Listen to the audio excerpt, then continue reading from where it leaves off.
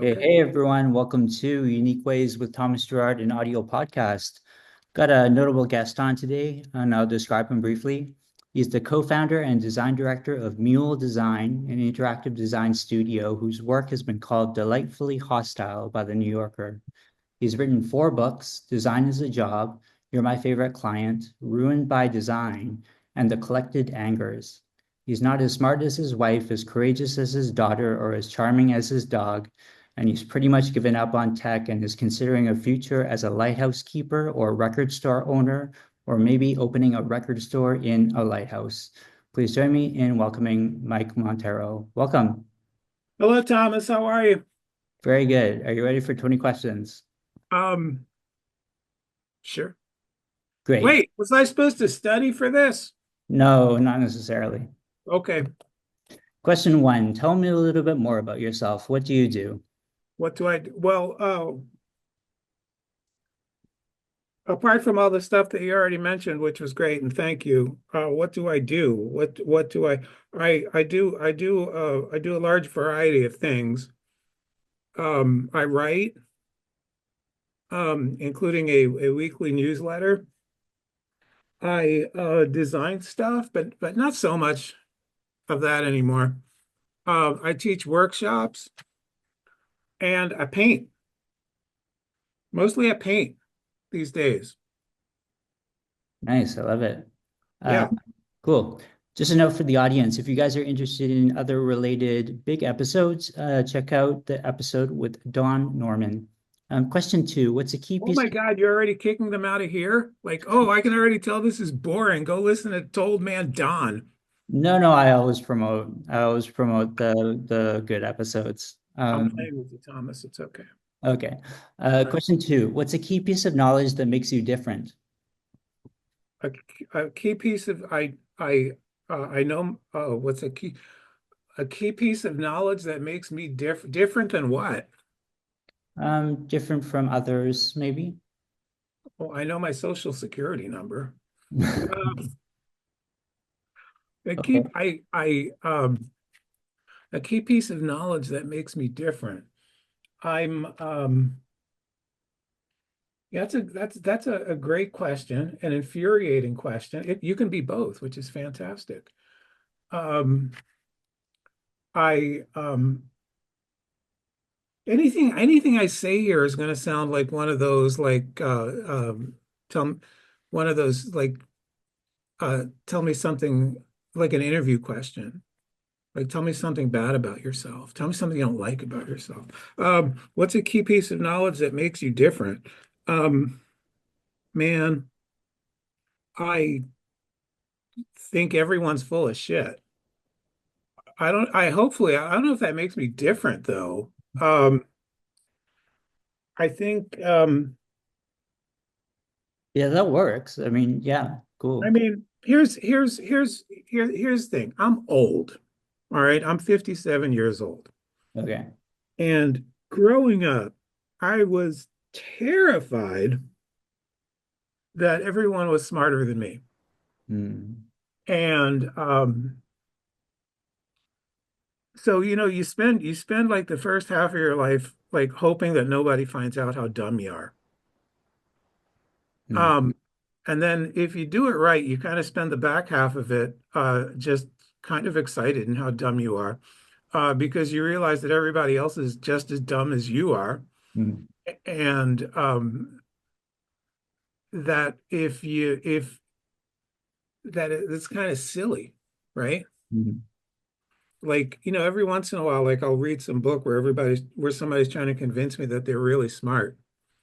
And it turns out like those books are really boring.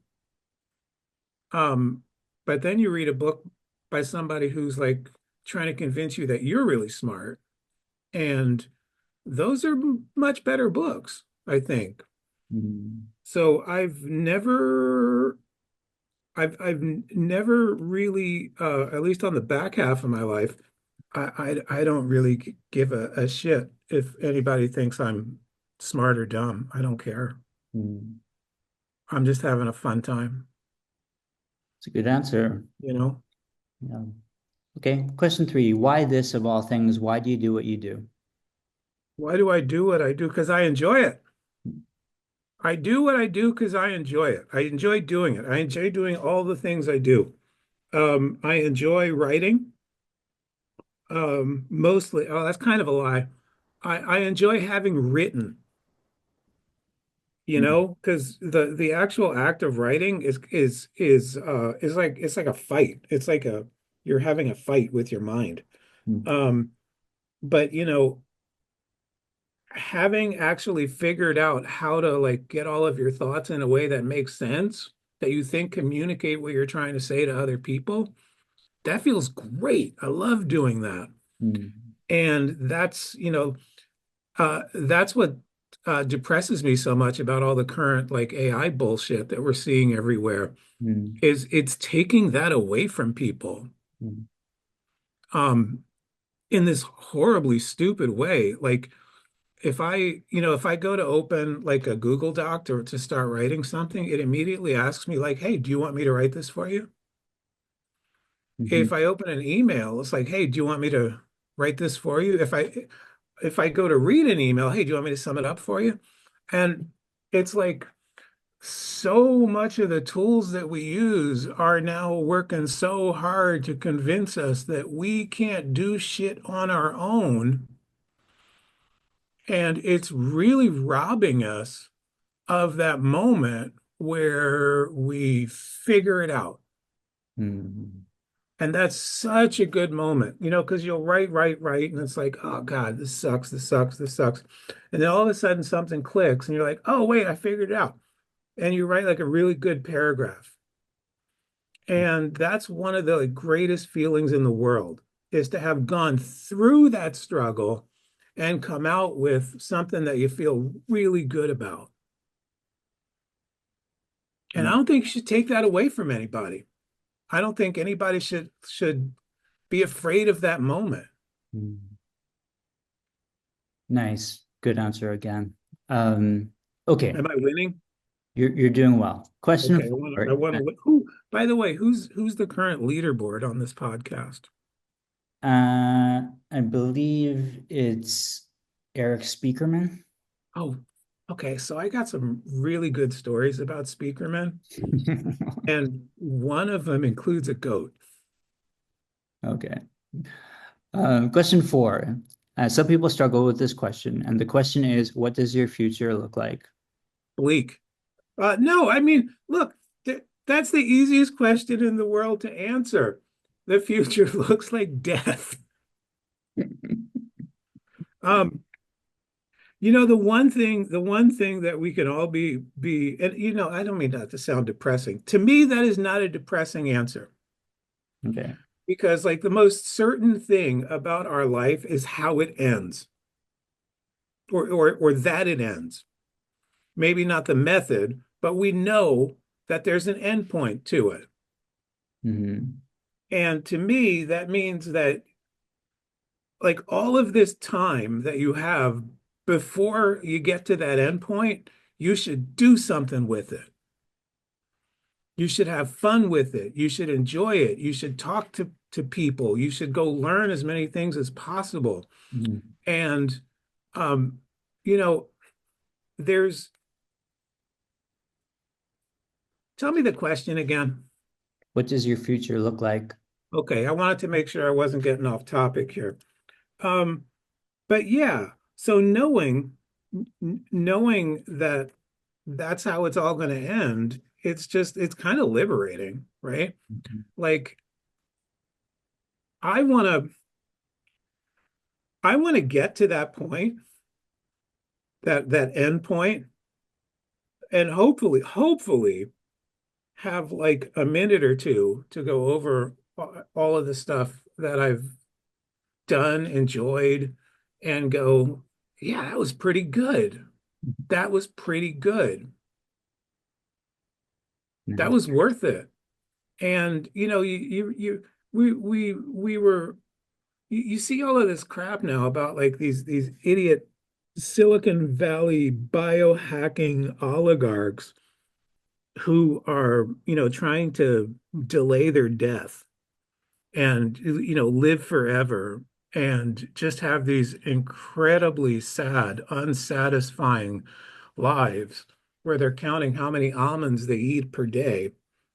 And the thing that always occurs to me when I see one of these stories pop up is how how how uninteresting their lives must be, how afraid of that moment they must be to feel like they just want to keep pushing it and pushing it and pushing it away.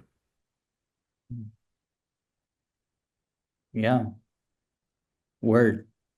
Okay, number five, let's talk about location. How does the notion of place play into what you do?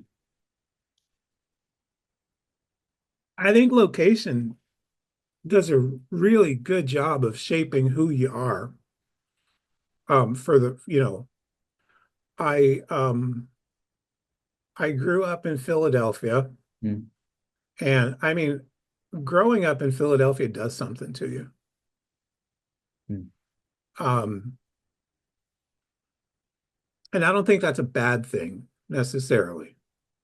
Um, I think, it's made me very direct with people. It's made me um,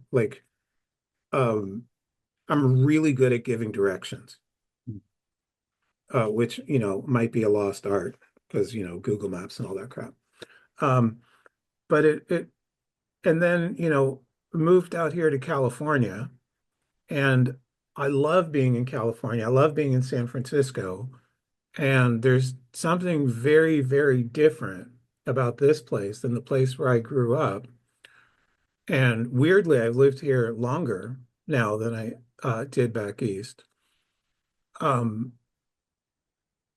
but I'm very tied to place, and especially if start defining place as community. Um, Especially with the pandemic of the last 5 years, I haven't left San Francisco with two very small exceptions, both of them within the state. I haven't left San Francisco in 5 years. mm, And in those 5 years, because I mean, I used to travel all over the place, mm, um, but I've really, really gotten to know my neighborhood. And I've gotten to know people's names, and I've gotten to know what people are up to and what they need, and different organizations around the neighborhood. Um, and I think just being aware of who you are and where you are and how you fit into that place is so important. And I mean, there's a responsibility that comes with being in a place, the responsibility to look after it and to look after the people around you. And so up till about a month ago, we had an upstairs neighbor, and this dude was like in his mid 30s, and he was a lawyer. And I think he came down from the peninsula. He was raised in the peninsula. Um, he would go to work, he would come home, and then things would come to him. Like dinner would get delivered, packages would get delivered, stuff from Walgreens would get delivered. I'd walk out of the house in the morning to walk my dog, and there would be like an iced coffee from McDonald's sitting there. And I mean, we have like 10 coffee spots in our neighborhood of various price ranges. Um, but the fact that there was somebody like taking up space in the community and not participating in it, mhm, that really fucked me up.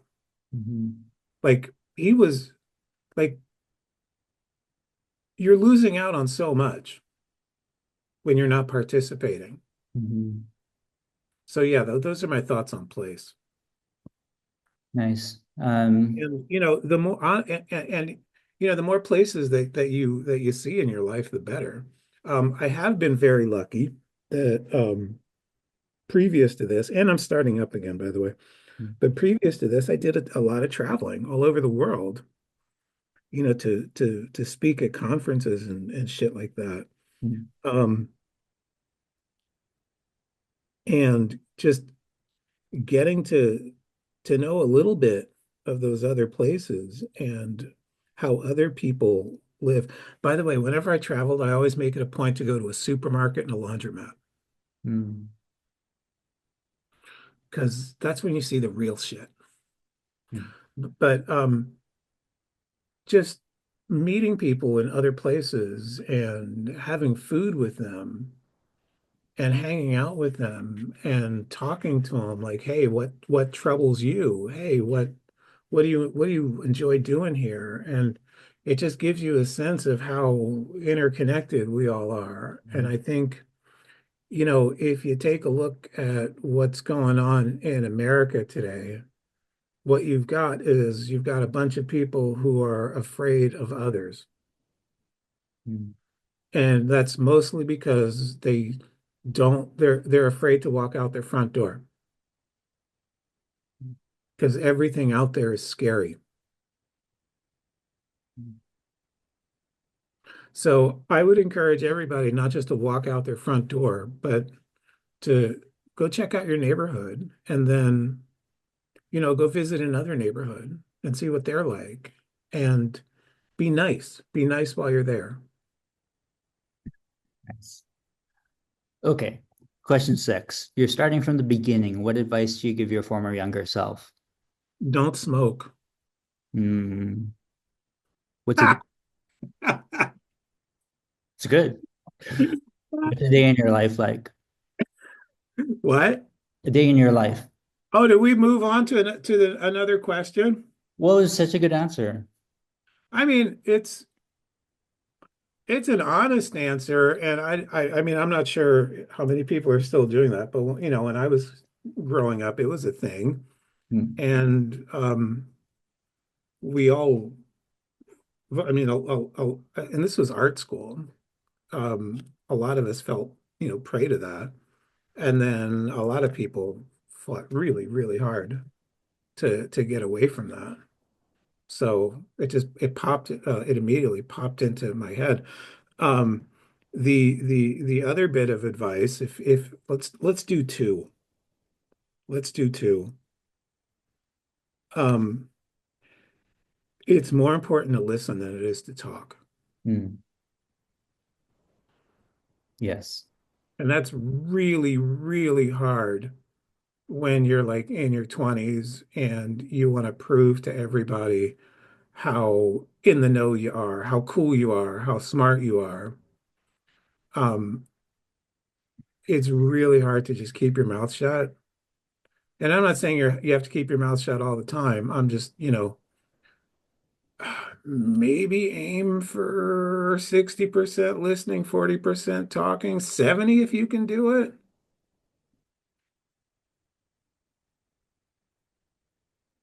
Yeah.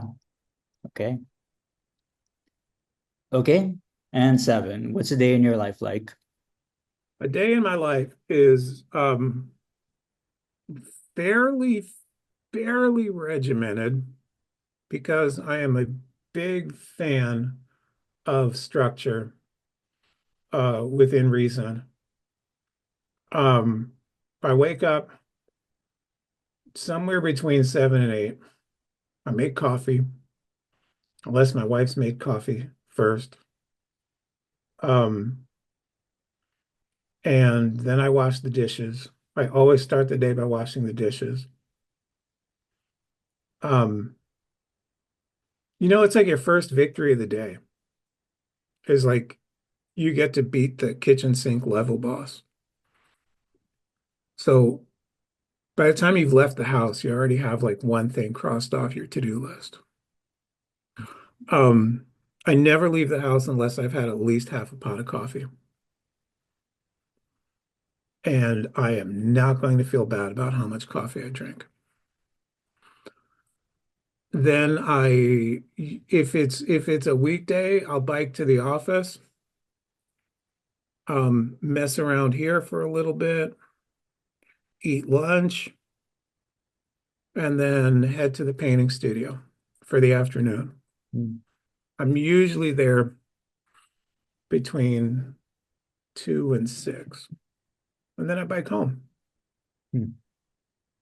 And then in the evening, I do secret stuff, Nice. like watch a lot of trash TV. Nice. Okay. So 8 is about lifelong learning, a popular topic. How do you stay up to date? By staying alive, honestly. Uh, um, staying, interacting with other people and doing stuff. Mm. What do you mean by staying up to date? Some people think it's technologies or trends. Other people have broader ideas. Oh, yeah, I don't care about either of those things. I haven't upgraded my phone in maybe 6 models. Mm, I don't care anymore. Um, I, you know, the, but at my age, you start worrying about, your brain getting old and forgetting things. mm, So, I focus on, talking to other people as much as possible, mm, uh, making sure that I'm, uh, you know, forcing myself to interact with folks and reading. I enjoy reading a lot. mm, And, but as far as like what's going on in the industry, I don't care. mm, mm, I honestly don't care. It's every once in a while I'll peek in and it's horrible. mm, Like this afternoon, I had to go on LinkedIn for 5 minutes. mm, And it's honestly, it's like, it's looking into a mirror universe where none of the shit that's actually happening in the world is actually going on. And it's people just giving each other like management tips. And I'm like, what planet are you on? Like, what is going on in your life that this is what you're talking about? Like, I don't understand. it's good. Uh, Like, a new thing about KPIs just dropped. Who gives a fuck? Seriously? yeah. Okay. Number 9 is about tools. And you talked about this a bit, but can you talk about your analog tools or maybe digital tools? Sure. I mean, I'm, I use a phone, I use a laptop. I, listen to music when I'm painting, Mm, uh, streaming like everybody else. Um, every once in a while, when I have to design something, I'll admit that I'm using tools that nobody should be learning it or using at this point. mm, I still, like open Photoshop to do stuff that I shouldn't be. Um, and all of the smarter folks have, moved on to things like Figma and stuff, as they should have. Um, but at this point, I'm not learning a new tool, and I don't have to because I'm not doing that stuff that much anymore. mm, It's fine. But honestly, my tools these days are um, a hot plate and wax and brushes mm, and powdered pigment. mm, I when I do like a weird combination of like digital analog stuff because I find things on the internet that I want to print out and bring into my paintings. mm. So there's that. Um, but I'm part of the generation that started analog. Like we're that weird generation that can use every type of phone ever invented. Mm. Because we started analog, then we invented digital, or moved to digital, invented a lot of it. and then got to see that maybe that was a mistake. And we all started buying records again. Mm, nice. Okay. Halfway number 10. Life work balance, work-life balance. Can you comment? Now, the severance question. Yes. I love that question because I hate it so much, which makes it a great question. Um, you know, I I see folks like I talk to folks these days who like friends of mine who are, younger and still working at corporations and stuff. And I mean we got a little bit of this, a little bit of this.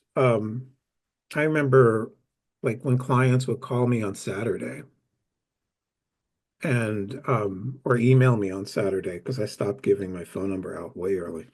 But they would email on Saturday and I never checked work email on the weekend ever. And so I'd see it on Monday morning. And then I'd reply, and every once in a while, somebody would be like, "What the hell? I sent you this on Saturday. I shouldn't take that." I'm like, dude, Saturday doesn't exist as far as this relationship is concerned. Saturday is mine. Sunday is mine. Um, and I see folks these days, and there there's no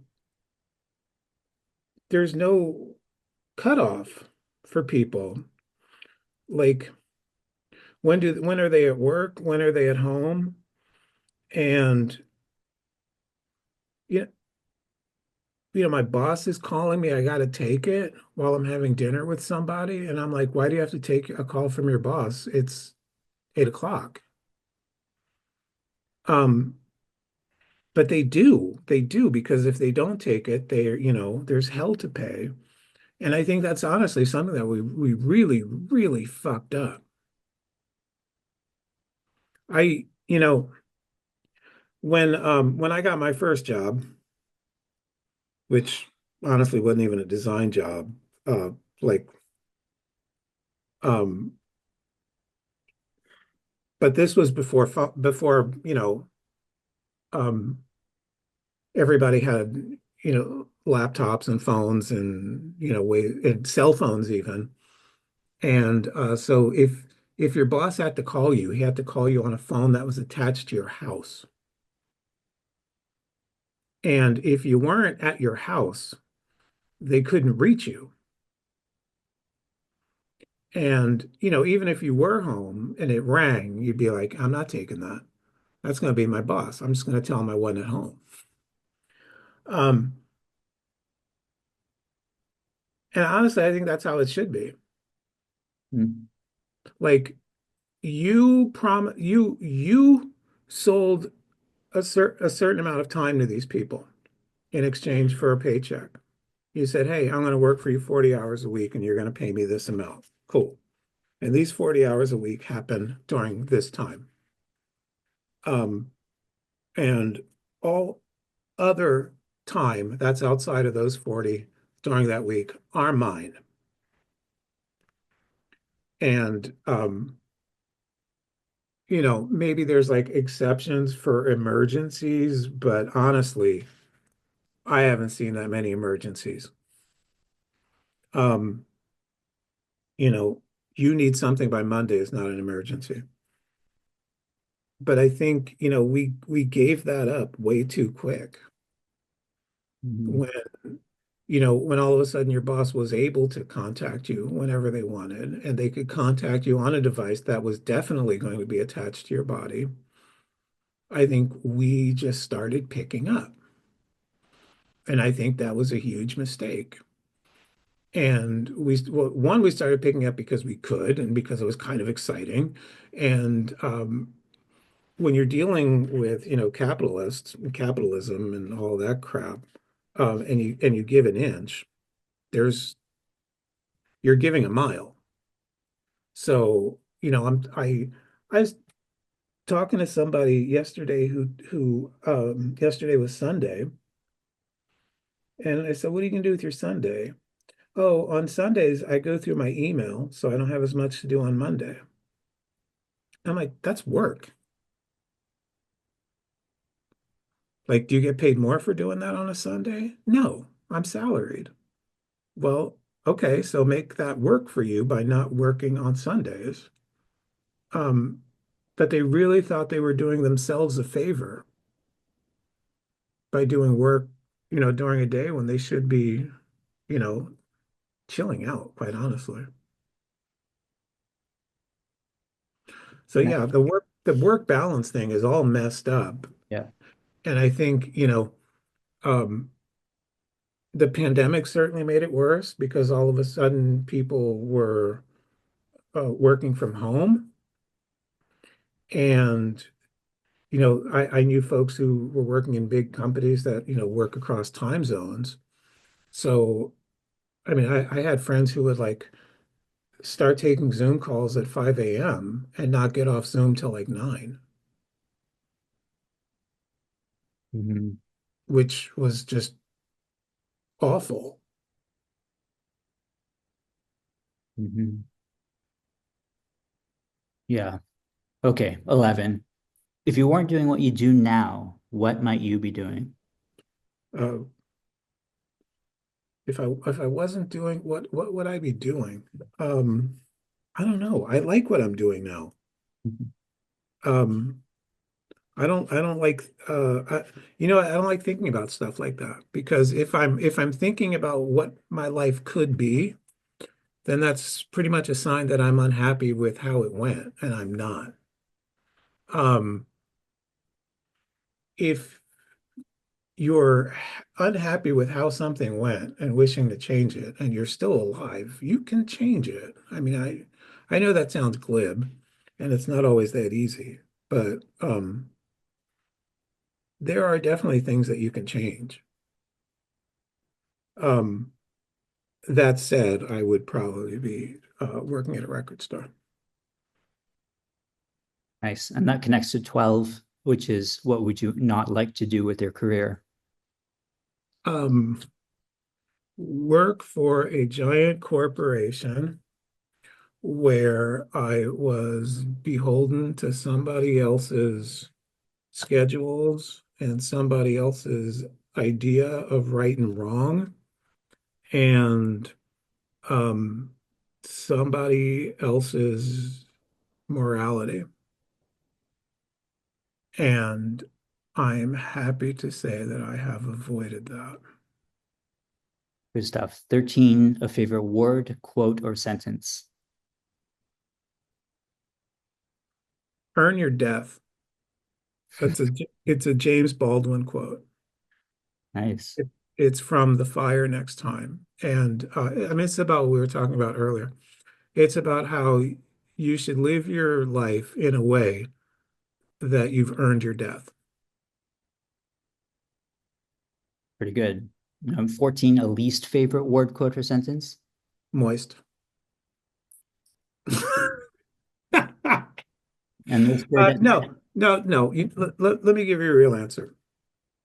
Um, my least favorite sentence is that's hard hmm, because it's usually when you tell somebody that something's hard, what you're hoping that they hear is that's impossible. hmm, And it's not. I mean, yes, some things are really, really hard. Um, and yet they're worth it and they're important to do. hmm, And if you take a look at, the state of this industry, part of the reason that it's in that state is because some of the things that people needed to do in order for it not to be in the state were hard, hmm, and they didn't want to do them. So they would just say that's hard, hmm. and everybody would move on. 15 is connected. You're choosing one word to describe yourself. What word do you choose? Mike. What keeps you up at night?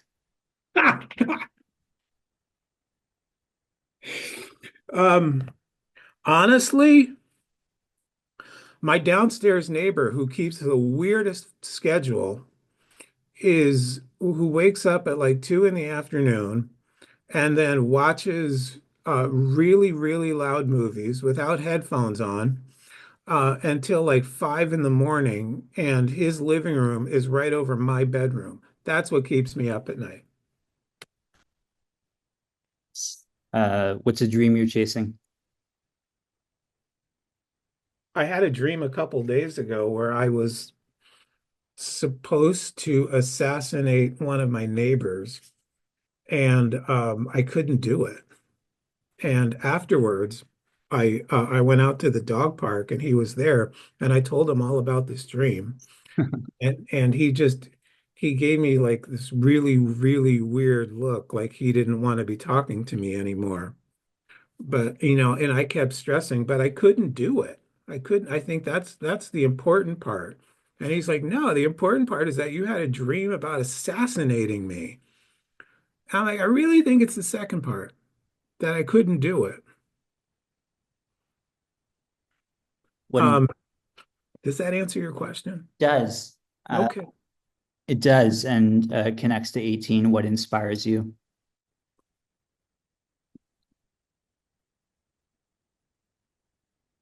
I'll give you a really cheesy answer. Um,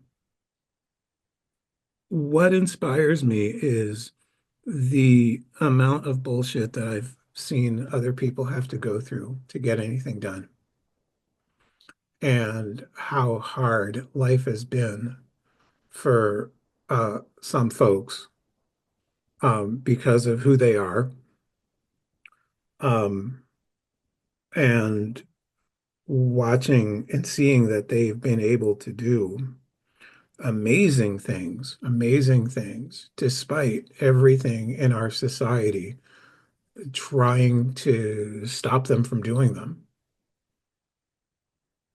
Good. That's what drives me. Okay. Last couple questions here. Any advice you'd like to share? Listen to other people. Mhm. Um, you know, somebody somebody being different than you is, it can have zero effect on your own life if you want, or it can actually have an amazing effect on your life if you want to talk to them and hear what their life is like. But today's I don't know when you're going to release this, but we're recording this today, and it's the Trans Day of Visibility. And people being trans has no negative effect on anybody's life. And you see people just being like fucking crybabies about it. Just chill the fuck out. Good. Good. So finally, number 20, how can our listeners keep tabs on you and what's our call to action? Um, your call to action is to go out and enjoy your lives. Go outside, enjoy your lives. Be interested in the people that you meet. Ask them how they're doing, and um, stop working so much. If you're looking for me, you can find me on Blue Sky for the most part, under Monteiro, I think. And there's also, MikeMonteiro.com is just a short list of all the places you can find me. Yeah, that's a good one. I saw that. It's got a link to the newsletter and to paintings and all that other crap. It's all there. Okay, Mike. Well, thanks so much for joining. You're a notable guest in this niche, and it's a real special occasion to have you here. I'm very much full of gratitude for this. Thank you so much. You want to hear about Speakerman and the goat now? Okay. I think you should cut right there.